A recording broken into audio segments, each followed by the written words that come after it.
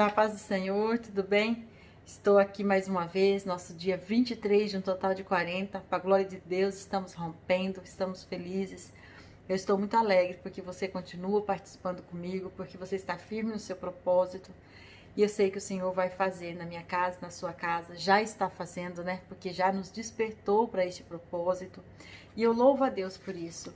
E aqui nós estamos, né? Nesse tema de hoje é 1 Coríntios 13:7, o amor tudo sofre.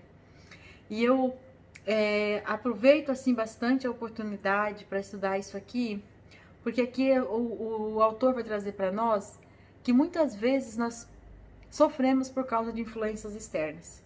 E a gente sabe que isso acontece, que sempre tem aquelas coisinhas de fora que vêm para minar o nosso relacionamento, para trazer uma estrutura que não é aquilo que nós queremos, mas que mexe na nossa mente, que mexe nos nossos sentimentos, que mexe no nosso comportamento. E ele grifa aqui, o autor, ele grifa aqui algumas coisas. Por exemplo, ele fala influências prejudiciais, que seria o quê? Hábitos, por exemplo, canal de televisão, séries, filmes, coisas em excesso, sabe? Até coisas que as pessoas gostam de assistir, ou de repente algum estilo de alimentação, horário de dormir, coisas que não faz bem para todo mundo dentro de casa, mas que alguém começa a fazer porque vê outro fazendo e vai trazendo esses hábitos para dentro de casa. Daqui a pouco tá mudando os conceitos de dentro de casa por causa desses hábitos. Ou, por exemplo, aquelas pessoas que todos os dias recebem amigos, todos os dias recebem visita. Chega um momento que elas não têm mais privacidade, elas não têm mais como conversar, mais como viver sozinhas, porque todo dia tem gente em casa, então ninguém mais tem liberdade. Então são bastante coisas assim que a gente precisa ficar de olho.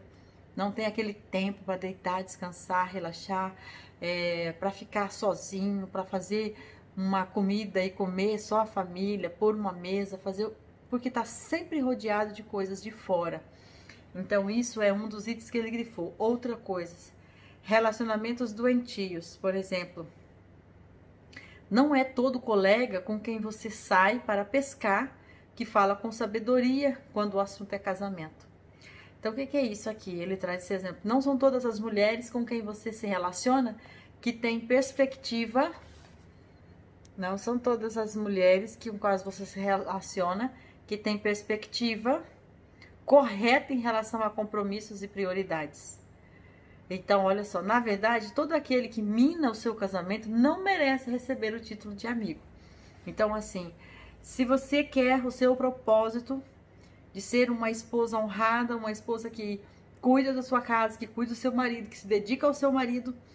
Então, se você ficar se relacionando com outra mulher que não faz isso, que acha que isso não é bom, que acha que isso é ser escrava, que acha que isso é ser trouxa, que acha que isso não vale a pena, o que ela vai estar falando para você? Para você deixar de ser boba. Ela está dizendo isso, você é boba, você é besta, você é trouxa, você é escrava, você se deixa dominar, você não faz nada para você, e ela vai te tirando do foco.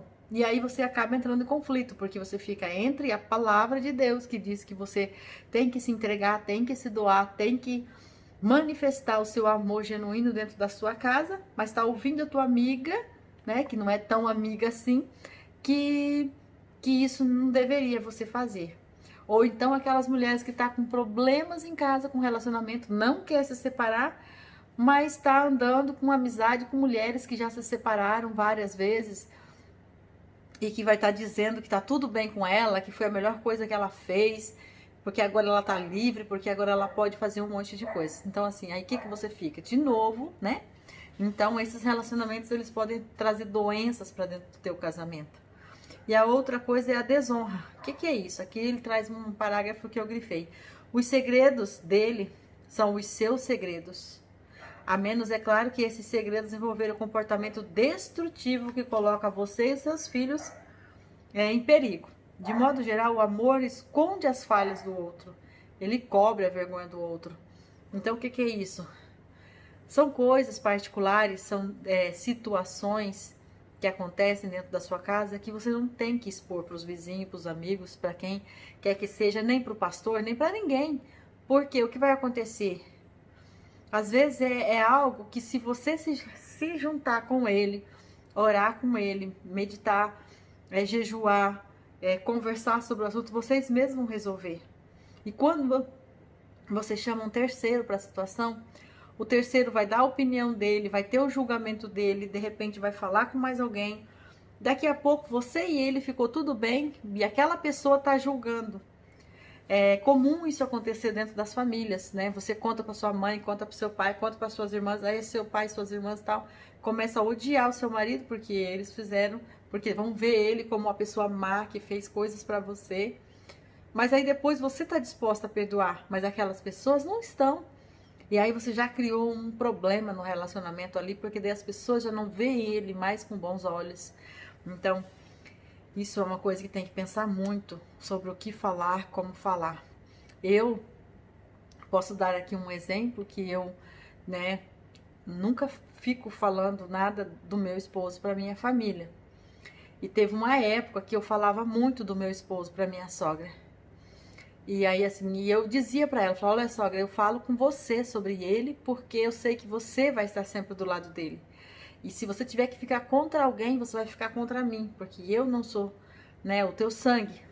Então, e quando eu falo para você, eu não quero que você tome uma atitude, eu só quero desabafar. Como eu não posso e não quero falar com outras pessoas, eu vou falar com você.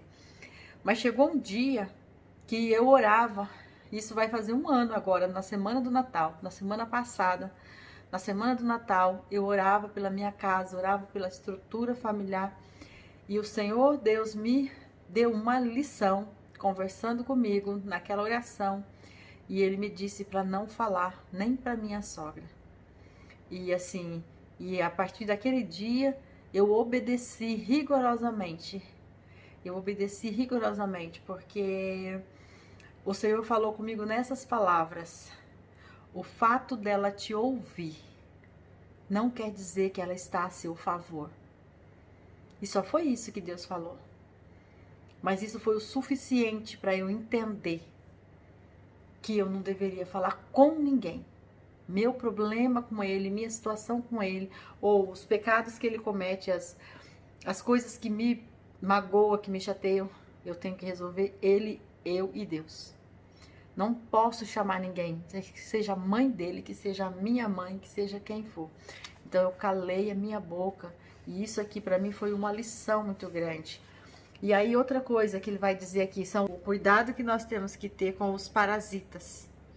Porque esses parasitas são aqueles que se juntam no nosso casamento como se fosse um vício, né? Pode ser qualquer coisa que nos tira do foco, da presença, daquilo que nós precisamos para nossa casa. Por exemplo, apostas, jogos, filmes, pornografia, pessoas que tóxicas, né? Que a gente já falou, mas ali que se junta e você não consegue mais ter aquela liberdade, e isso vai crescendo e mudando a sua forma de pensar, a sua forma de agir.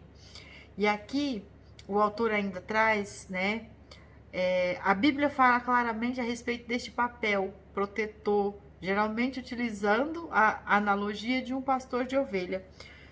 Então, quando nós lemos aqui no primeiro momento que o amor sempre protege, e depois ele começa trazendo esse cuidado que nós precisamos ter aqui para eliminar as influências prejudiciais, eliminar os relacionamentos doentios, eliminar a desonra e eliminar os parasitas. Então ele coloca ali a palavra que traz essa citação que a Bíblia vai dizer, como um pastor que cuida das suas ovelhas, que protege ela dos animais selvagens, que alimenta, que verifica quando ela não está bem de saúde. Então, assim, por quê? Porque ele vigia, porque ele quer assegurar de que nada vai fazer mal para suas ovelhas. E isso, então, é uma coisa bacana de se fazer no casamento. Você vigiar, você estar atenta a saber que você vai proteger o seu marido de maneira que não vai sair da sua boca, não vai sair do seu comportamento, atitudes que degrinem a imagem dele ou que prejudicam aquilo que ele é, né, que vai fazer dele uma pessoa inferior a quem Deus fez ele para ser. E além disso, você vai preservar para que ninguém fale dele, para que ninguém age com ele com desrespeito, com desonra, ou que ninguém venha falar que ele não é o cara comprometido ou um homem responsável, um pai de família, porque você vai estar protegendo isso. Então, e ele traz aqui, né, a referência de Ezequiel 34:8, que vai falar ali dessa situação, né, de um dos exemplos de pastores que cuidam de suas ovelhas, que alimentam o seu rebanho, que toma conta para que não venha acontecer nenhum tipo de infortúnio com o seu rebanho. Porque ele fica ali dando segurança, supervisão, para que realmente nada venha acontecer de mal. E nesse caso aqui, que nós estamos estudando, buscando a presença de Deus para o nosso casamento, é isso que nós estamos fazendo. Então eu glorifico o nome do Senhor, porque Ele já nos despertou para buscar essa presença, para estarmos do lado dele buscando. E aqui ele coloca duas partes, uma parte para os homens e uma parte para as mulheres. Então ele fala assim: esposas, você tem o papel de protetor em seu casamento. Você precisa guardar o seu coração de ser levado por novelas, revistas ou outras formas de entretenimento que mancham a percepção da realidade e fazer você ter expectativas falsas a respeito do teu marido. Então, o que acontece? Se você ficar assistindo muito romance, muita coisa, você começa a trazer coisas para dentro do seu coração que não vai fazer parte do seu cotidiano, e você vai criar essa expectativa e você vai sofrer por causa disso. Eu brinco muito aqui na minha casa, mas eu brinco assim, é sério, é o que eu falo. Eu não posso ouvir música sertaneja. Então, assim, eu não posso. Se eu começo a ouvir música sertaneja e aquelas músicas sertanejas começam a falar que a pessoa traiu, que a pessoa fez descaso, que a pessoa foi embora, ou que a pessoa.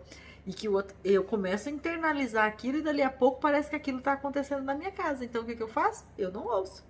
E eu só ouço a harpa, porque daí eu garanto que eu não vou estar trazendo coisa para dentro do meu ser para me trazer tristeza, para me trazer preocupação. Então, porque eu não tenho estrutura emocional para ficar ouvindo aquela música o dia inteiro lá. Tem gente que coloca de manhã à noite, o dia inteiro, aquelas músicas sertanejas que só fala que traiu, que tá magoado, que feriu, que não deu certo, que vai ter que arrumar outro. Ou tá falando que tá mal, ou tá falando que já está por cima. De qualquer maneira, conta uma situação desastrosa. E eu não gosto, eu não tenho estrutura emocional para isso. Eu não quero pensar nessa possibilidade. Então eu não ouço. E é esse cuidado que a gente tem que ter. Porque eu me lembro uma vez, eu tinha uma funcionária, as minhas crianças eram pequenas e eu precisava muito da funcionária, e ela era muito boa. Mas ela ouvia sertanejo o dia inteiro. E ela colocava aquele celularzinho dela pra lá e pra cá. Onde ela ia, ela tava aquele celularzinho e tocando aquelas músicas. E eu ficava muito triste, todo dia eu ficava muito triste. E eu comecei a falar pra ela: olha, eu não quero que você coloque, porque às vezes eu tô aqui, às vezes eu tava amamentando a criança e aquela música rodando, ele me traiu, ele não sei o quê. Parará. E eu digo: não, eu não posso ouvir isso. E ela dava risada: ah, é porque eu só gosto por causa do barulho, não sei o que, não sei o que.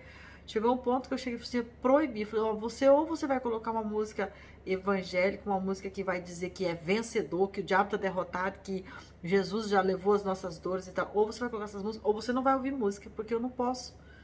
Eu não posso ouvir, eu tô passando mal. Então, assim, a gente tem que ter essa consciência. O que a gente suporta? Porque senão você começa a pôr coisa na tua cabeça e aí você não percebe por que você tá mal. E aí aqui ele vai dizer: ao contrário, você deve fazer sua parte e ajudar o seu marido a se sentir forte. Enquanto que também evita pensamentos provenientes de programas de TV que tiram a atenção da tua família. Que ele dá um exemplo dos programas de TV, né? Mas pode ser tantas outras coisas que tiram a atenção. Claro que a TV é uma coisa que entra para dentro da nossa casa de uma maneira tão brusca, né? Assim, e ao mesmo tempo tão sutil, que você não percebe. Quando você vê, você está com aqueles hábitos, ou achando coisas erradas, o maior pecado. Quem de nós que já não ficou torcendo, de repente, até por uma traição? Às vezes passa lá que o casal não tá bem, que tá sofrendo por causa de algum problema, em vez da gente torcer para que eles se consertem, para que eles procurem a presença de Deus. Não, aí aparece um bonitão na área, ou uma bonitona, a gente começa a tomara que dê certo, tomara que ele que tá, e a gente, quem de nós que já não fez isso, né? Então, assim, sabendo que é pecado. Se a gente se colocar naquela posição, a gente vai pensar: não, eu preciso consertar, eu preciso eliminar as possibilidades de dar o caos nessa casa. E aí toda mulher sábia edifica a sua casa, e a insensata, porém, derruba com as suas mãos. Provérbios 14:1. E ainda aqui, aí ele vai dar um conselho para os homens, né? Você é o cabeça da casa, é o responsável diante de Deus para guardar os portões e manter-se firme com tudo que ameaça a sua esposa e o seu casamento. Mas como aqui nós não estamos tratando deles, então deixa isso daqui que Deus vai falando com eles. Enquanto nós estivermos fazendo a nossa parte, o Senhor Deus vai falando com eles através do Espírito Santo de Deus, porque o Senhor Deus, ele é fiel e justo, e ele não vai deixar nós desamparada. Nós estamos estudando por nós estamos olhando para dentro de nós para saber o que nós podemos fazer da nossa parte para deixar o nosso esposo bem nutrido, para sermos uma esposa videira frutífera, uma mulher que edifica a casa, uma mulher que honra o seu marido. Então eu finalizo hoje o estudo aqui, e para mim assim foi de grande valia. Eu trouxe aqui na lembrança duas coisas, né, de experiência para vocês, aquela de falar do marido e essa da questão de ouvir aquelas músicas, e isso eu quero que você possa, né, aproveitar essa oportunidade de observar aí na tua casa o que tira de você, talvez, né, a tua paz de espírito, o que te faz pensar de repente que não tá legal as coisas, porque sua mente foi contaminada por algo que você viu na televisão, ou por algo que você ouviu, ou por algum amigo que veio na tua casa, ou por alguma estrutura do teu trabalho, algo que está sugando mesmo a energia do teu casamento. Amém, irmãs? Ficamos dessa maneira. Você ore agora pela tua casa, eu tô aqui orando pela minha. Já fiz hoje de manhã uma parte da oração, já estudei, né, o livro, já fiz mais oração durante o dia, e eu estou firme aqui na batalha, orando pela minha casa e pedindo ao Senhor para que Ele visite a tua casa, para que Ele fale com você, para que Ele alimente você, para que Ele te dê força, para que você realmente venha romper com os obstáculos que aparecem na tua vida, e que você seja realmente uma videira frutífera, uma mulher sábia que edifica a sua casa, que ama e honra o seu esposo. E o fruto que você vai receber é o galardão lá no céu. E se você puder, né, receber, como eu já falei para vocês, o galardão de ser a esposa amada deste homem que tanto você deseja ser, e poder receber os elogios como tá lá no Provérbios, né? Então isso também será uma maravilha de Deus para você. Aproveite esse momento, curte a sua casa, curte o seu esposo. Tente praticar de fato. Eu estou tentando e conto com a graça de Deus todos os dias para trazer algo novo para dentro do meu coração. Porque eu quero que todas as coisas saiam de forma natural de dentro do meu coração para o meu esposo, para os meus filhos. De maneira que eu não precise forçar nada. Eu quero estar tão cheia, a ponto de transbordar, de respingar neles assim, de maneira que eu nem estou percebendo. Se eu precisar executar, exercitando eu vou fazer, porque eu quero fazer. Mas eu quero que Deus me enche de sabedoria de tal maneira que eu não preciso nem perceber, que seja uma forma natural de dar as respostas, uma forma natural de organizar a casa, uma forma natural de servi-los com amor, com cuidado, com respeito, com honra, com dignidade, porque assim está dizendo a palavra para nós, e isso é o que agrada a Deus. Amém, irmãs?